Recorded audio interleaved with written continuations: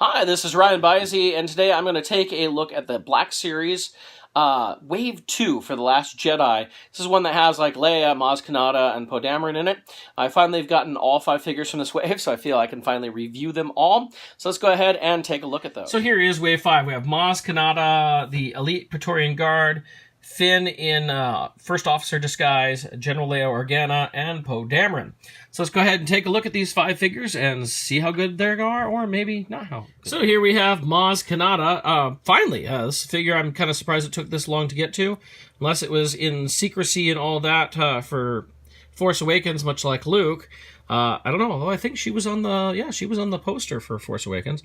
But she has goggles that do move up and down, so we do get a little bit of that. She comes with an old trilogy Rebel blaster here.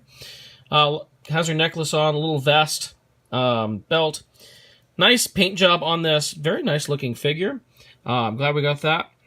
And she comes with the chest that we get Luke's lightsaber in, or now Rey's lightsaber, I guess, which is just kind of a rubber hinge, so you probably want to be careful on this so you don't break it.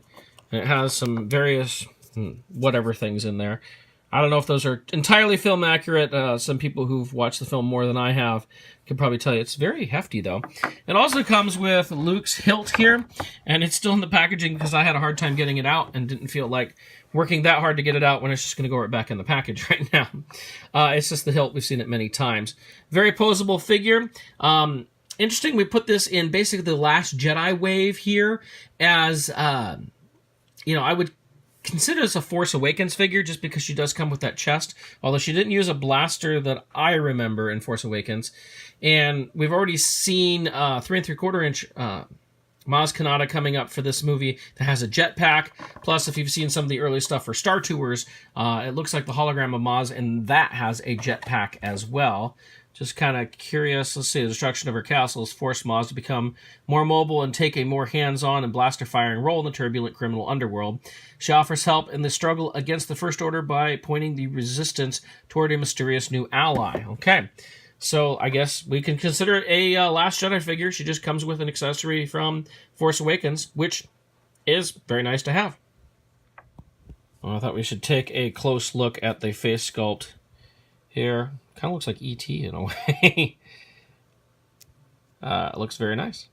Next, we have the Elite Praetorian Guard here, who is the second one of these that I've reviewed, as I reviewed the first one that came in the Guardians of Evil 4-pack. Now, of course, the difference here is going to be the helmet. I'll pull him out. We'll take a look. So, if you want to see my look at most of this figure, you can go back and look at my review from before, from the Guardians of Evil. We have this new helmet, which does have a little gray oh, no, it doesn't. Never mind. That's dirt or something, a fleck of something. Okay, not paint on there. Just this different helmet from what we had before. Also different from the Guardians of Evil, as it has a vinyl skirt here, whereas the Guardians of Evil had a cloth one. So we get a little difference there, and has a different staff. Now, most people online have discussed this, but one of the problems with these figures is the arms don't seem to be very articulated because of all the scalloping that they have on the arms. It makes it so that while they may be articulated underneath, they really don't move. So that's something to keep in mind with these, which, a lot of the images we've seen of them show them in action poses, which if they can't bend the elbows, doesn't help for action poses. So that's kind of my quick look at the Praetorian Guard, since I basically reviewed this already. We'll go ahead and move on. So next we have Finn in his First Order disguise, which, to me, this is awesome just for the movie, that we're going back to people being disguised. I always loved that about the original trilogy, and it's great to have that here. His hat is removable, so we just have a Finn head underneath. So if you wanted to make customs have more First Order officers, you certainly could. I'm pretty sure this is the same body being used in the First Order officer from the Toys R Us 2-pack. But it looks very nice. Very well detailed for what it is. Not a whole lot of paint here. Get a good look at that face sculpt there. And he came with a little holdout blaster there. And the baton, which of course we've seen him wielding against Phasma in the trailers. And it will extend out for him to use like that. I don't have it available to me to look, but this looks a little more detailed than the one that came with the previous Stormtrooper figure. And his hat, which even is very well detailed with the emblem on it. right there. So that's nice to see that we get that extra detail. Nice figure. I think this might be the most exciting Finn figure we've gotten. Unfortunately, his outfit in The Force Awakens wasn't that interesting. At least we got Stormtrooper outfits, but we had lots of Stormtroopers too, so it's nice to get something a little different with this. Next, we have General Leia Organa, which, finally, we have this figure. We didn't get any 6-inch Leias from Force Awakens, so it's nice to finally get this. I would probably call this a Force Awakens figure.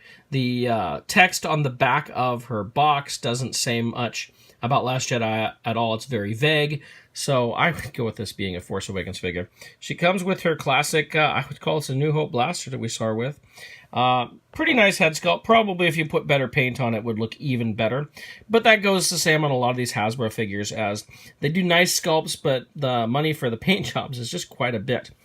Well, I mean, her outfit isn't too exciting here, but it's nice to finally get this. This is also a figure we've never gotten 3 3/4 inch form, and I haven't seen if we are getting one coming up, really. Almost everything else in 6-inch we've gotten 3 3/4 inch. I think even the Finn First Order officer is coming 3 3/4 inch, but I haven't seen this. A very nice figure. Very glad to finally get the Leia from the new trilogy. It's really nice to see. Oh, one other thing. She has a nice little ring here. I did not see this in the movie, but a nice little ring on her hand. Good to see that detail. Nothing on the other hand there. Finally, we got Poe Dameron from The Last Jedi, trying to look as much as he can like Han Solo, it seems. It almost looks like he stole his jacket from the last movie. But it's a good head sculpt. The paint needs work. If you've seen people who've painted these heads online, it looks just like Oscar Isaac's. Again, Hasbro does fantastic sculpts. It's just, unfortunately, with the way they do paint apps for the money they can do it, they just don't come out as well. Hopefully, the new printing technology that we're getting next year for face paint will blow us all away, and we will love how great these look. But he has his shirt very much like Han Solo's from Empire and Jedi. I do like the little Rebel emblem on the jacket. It's a nice touch there. That's all like brown, pretty much. And we've seen this this style of figure in 3 3/4 inch and in 6-inch. Most likely, if you're looking for this wave in stores, this is the figure you're seeing sitting on pegs more often than not. And the other ones are bought up a little quicker. But it's still a worthwhile Poe, I think. I do like this outfit better than his outfit that he kind of shared with Finn in the previous movie. So it's nice to finally get him.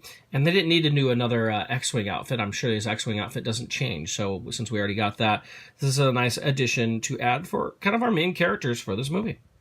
So let's look at all 5 of these for Wave 2. If you're like me and buying all 5, completionist, you're going to buy everything. But if I were to pick and choose, I might, I don't know, which ones would I skip? Maybe the Praetorian Guard, unless you feel like you have to have every version of them. I think the Maz Kanata and the Leia are musts in this wave, followed by the Finn, maybe the Praetorian, just as it's, there's 3 different ones out there. And then the Poe would be last. Even though it's still a nice outfit, it's still probably the most boring of the 5 of these. So that was a look at Wave 2 of the Black Series, what I would call Wave 2 anyway, for The Last Jedi.